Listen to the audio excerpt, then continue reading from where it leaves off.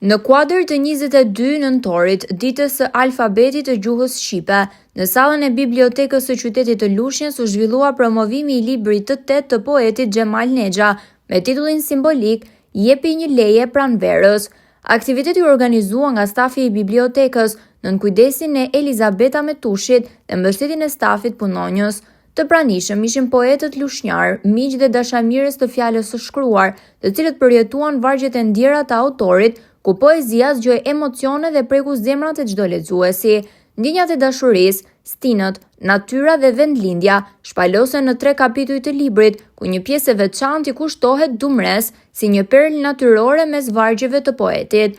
Poezit u shoqëruan me recitime dhe projekcione pamjesh, ndërsa krijuesit Irida Mëhilli, Elena Tabaku, Andrea Eliko dhe poeti Lulja dhe kryetaria e shoqatës AK Myzeqeja Dega Lushnjë, Zhaneta Kumbora, vlerësuan stilin e veçantë të Nexhës, duke e cilësuar si një zë të ngrohtë dhe të qëndrueshëm në letërsinë poetike shqiptare. Profesor Xhemali, siç preferoj unë ta quaj, megjithëse ai është shumë se kaq, na sjell jetën, dashurinë në të gjitha dimensionet e saj. Dhe fakti që ai librin e ndan në 3 kapituj të ndryshëm e bën për të qenë sa më afër njerëzve, për të kuptuar më mirë nga të gjithë dhe për të na sjell jetën në të gjitha aspektet e saj, sidomos e dashurinë të cilën ai e përshkruan në të gjitha dimensionet e saj, nga ato më të bukurat tek ato më të dhimbshmet apo dhe ato më të gëzuarat. Në fund, vetë poeti falenderoi të pranishmin dhe u shpreh se çdo poezi është një dritare që hapet nga shpirti për të ftuar pranverën e brendshme të secilit prej nesh. Promovimi u mbyll me duar trokitje dhe shpërndarje librash me autograf për lexuesit e tij besnik.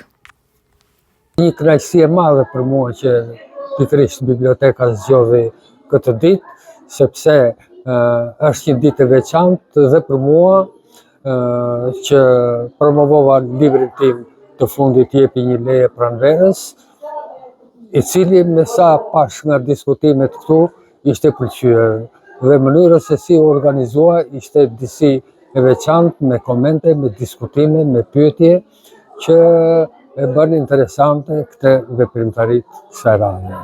Si pikërisht ky libër Jepi leje pranverës i ndar në 3 kapituj?